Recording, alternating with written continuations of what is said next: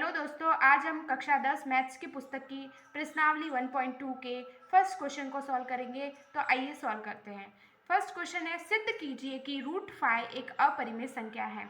ठीक है, यानी सिद्ध करना है कि रूट फाइव एक अपरिमेय संख्या है। तो सबसे पहले हमें पता होना चाहिए कि परिमेय संख्या और अपरिमेय संख्या कहते किसे हैं। ठीक है, तो परिमेय संख्या वह सभी संख्या होती हैं जिन्हें p बट्टे q के रूप में लिख सकते हैं, यानी अंश बट्टा हर होता है, जिनका वे सभी संख्याएं जो होती है परिमेय संख्या होती है, जिन्हें इंग्लिश में रेशनल नंबर भी कहते हैं।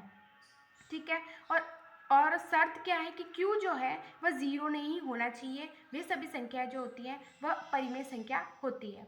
ठीक है, अपरिमेय संख्या जो होती है इसकी जस्ट ऑपोजिट होती है। ठीक है, यानी अपरिमेय संख्या जिन्हें p बट्टे q के रूप में नहीं लिख सकते हैं, वे सभी संख्या अपरिमेय संख्या कहलाती हैं। ठीक है, तो हमें सिद्ध करना है कि रूट फाइव एक अपरिमेय संख्या है।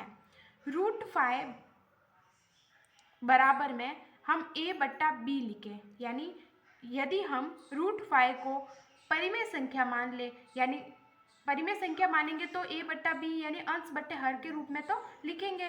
ठीक है, तो a बट्टा b के रूप में लिखे, बराबर में a बट्टा b लिखे, तो a और b जो है सहभाज्य संख्या है। सहभाज्य संख्या आइए समझ लेते हैं सहभाज्य संख्या किसे कहते हैं। 17/8। ठीक है, 17/8 संख्या है, तो 17 का अभाज्य गुणनखंड किया तो 17 इंटू 1 प्राप्त हो।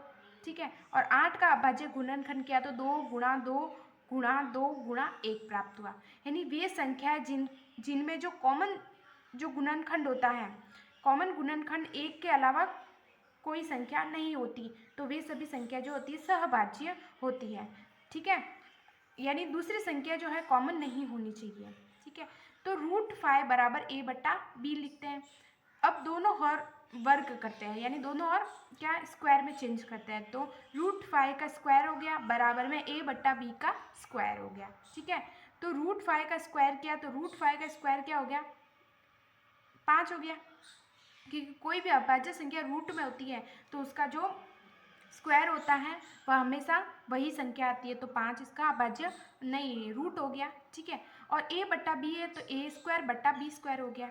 ठीक है, अब b हम ऐसे लिख सकते हैं ना, b अब 5 के नीचे 1 लिख सकते हैं, तो 5/1 बराबर में a स्क्वायर बट्टे b स्क्वायर बराबर a स्क्वायर, अब ये बट्टे में आ जाएगा तो बट्टे 5 हो जाएगा। ठीक है, समीकरण नंबर फर्स्ट बन गया। ठीक है, अब इसका मतलब तो ये हुआ कि 5 जो है a स्क्वायर को विभाजित कर रहा है, तो 5 अगर a स्क्वायर को विभाजित करता है तो 5 a को भी विभाजित करेगा। ठीक है, यानी 5 जो है a स्क्वायर को विभाजित करता है तो a कोई संख्या होगी तो 5 a को भी विभाजित करेगा। उदाहरण के लिए समझ लेते हैं, जैसे 5 की जगह हम 5, ठीक है, अब a की जगह कोई संख्या जैसे 5 मान लेते हैं। ठीक है, तो 5 का स्क्वायर करेंगे तो 25/5, 5 का भाग 25 में दिया, 5 बार गया। ठीक है, और 5a अगर a है, यानी 5 है तो 5 का भाग 5 में दिया तो 1 बार गया।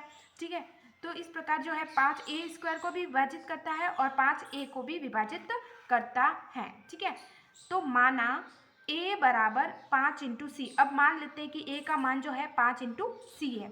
ठीक है, तो b स्क्वायर बराबर में a स्क्वायर की जगह हम 5 इंटू सी मान लेते हैं, का होल स्क्वायर हो गया, बट्टे में 5 हो गया। ठीक है, अब b स्क्वायर 5 का स्क्वायर कितना हुआ 25 इंटू सी स्क्वायर बट्टे में 5। ठीक है, अब b स्क्वायर बराबर क्या होगा, 5 का भाग 25 में दिया, 5 बार गया, 5 इंटू सी स्क्वायर बचा, तो b स्क्वायर बराबर 5 इंटू सी स्क्वायर। ठीक है, तो b स्क्वायर ये गुणा में है तो इस साइड भाग में चला जाएगा, तो बट्टे में 5 हो गया बराबर सी स्क्वायर। ये दूसरा समीकरण बन गया।